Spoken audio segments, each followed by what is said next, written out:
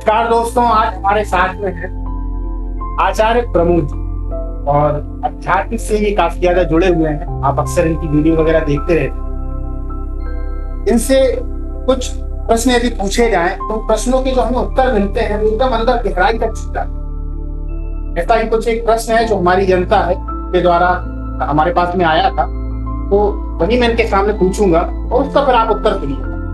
तो आचार्य जी नमस्कार, स्वागत है आपका। मेरा जो प्रश्न है आपसे वो ये है कि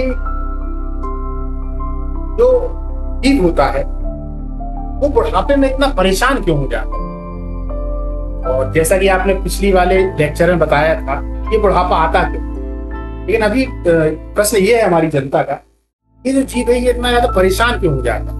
साथ ही साथ में जब वो बुजुर्ग है तो उसके संग में कुछ ऐसी घटनाएं भी होती हैं जो नहीं होना चाहिए, या उसको घर में इतनी इज्जत नहीं मिलती, ऐसा उसके साथ में क्यों? जनता जानना चाह रही है और आप जरूर बताएं, क्योंकि ये प्रश्न हमारे यहाँ बहुत सारे ऐसे व्यक्ति हैं जिनके मन में है, बुजुर्ग हैं उनके मन में तो है ही, लेकिन जो नए हैं और अध्यात्म की राह में है वो भी ये जानना चाह रहे हैं कि ऐसा क्यों हो रहा है।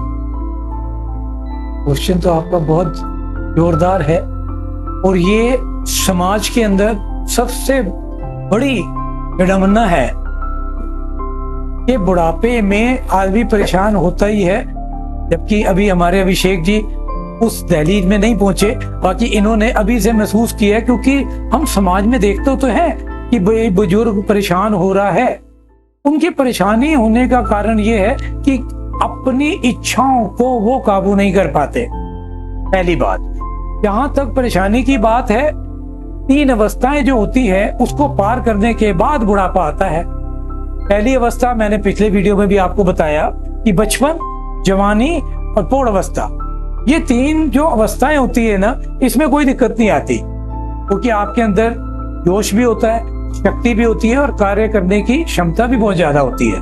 तो शने शने ये शरीर बुढ़ापे की तरफ बढ़ता है, तो जो शरीर की इंद्रियां होती हैं वो स्थिर हो जाती है।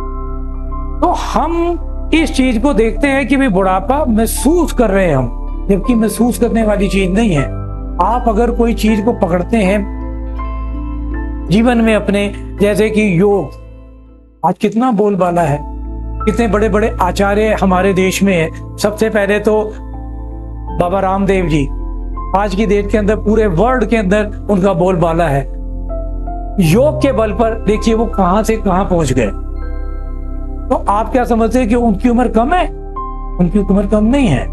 जहां तक मेरा अंदाजा है कि वो 70 के करीब हैं और कहीं से नहीं लगते कि वो 70 के होंगे। तो उनको कहां परेशानी होगी? अगर आप योग कर रहे हैं या आप जिम जा रहे हैं, क्योंकि कोई भी शरीर की कोई उम्र नहीं होती कि भाई हम 50 तक ही जिम करेंगे। आज मेरे मित्र हैं, अब उन्होंने 60 साल की उम्र में जिम चालू किया। अगर आप उनको आज देखेंगे, उनकी उम्र हो चुकी है 70 साल। जब आप उनको देखेंगे तो आप 50 से 52 के बीच में बोलेंगे, इससे ज्यादा नहीं। तो क्या जीता उन्होंने? अपने शरीर को टाइम दिया। आप जितना शरीर को टाइम देते हैं वो स्वस्थ रहेगा। ये तो है कि परेशानी आपकी तब आती है जब कोई एक्टिविटीज आप नहीं करते। ये छोटा सा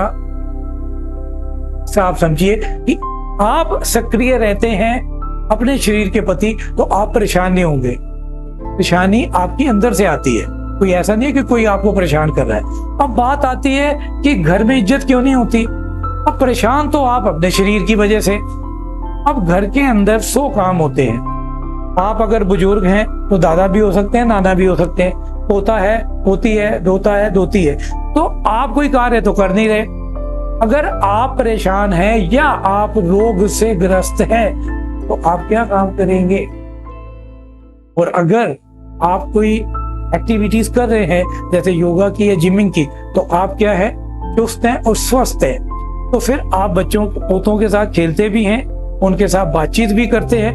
आपको डॉक्टर के पास ले जाने के लिए जरूरत ही नहीं है आपको। क्यों? क्योंकि आप स्वस्थ हैं। अब आप अस्वस्थ होते हैं तो बेटा आपको लेके जाएगा तो वो परेशान, वो कहेगा यार डैडी बुड्ढे क्या हो गए, साथ में मेरे को भी पेल रहे हैं, मैं भी परेशान हो रहा हूँ। जब आप स्वस्थ होंगे, आप सारे काम खुद करेंगे और कोई भी एक्टिविटीज घर की है उसके 10-15% काम, जैसे सब्जी का लाना, पोते पोतियों को छोड़ के आना, इधर पे ट्यूशन है, स्कूल बस है, स्कूल से लाना, कई चीजें ऐसी होती है जो आप हेल्प कर सकते हैं, तो आपकी इज्जत बनेगी। और आप कुछ नहीं करोगे तो आप एक तरह से परिवार के ऊपर बोझ बन जाएंगे। तो क्या आप बोझ बनने के लिए आए हैं क्या? नहीं, आप परिवार की हेल्प करने के लिए आए हैं।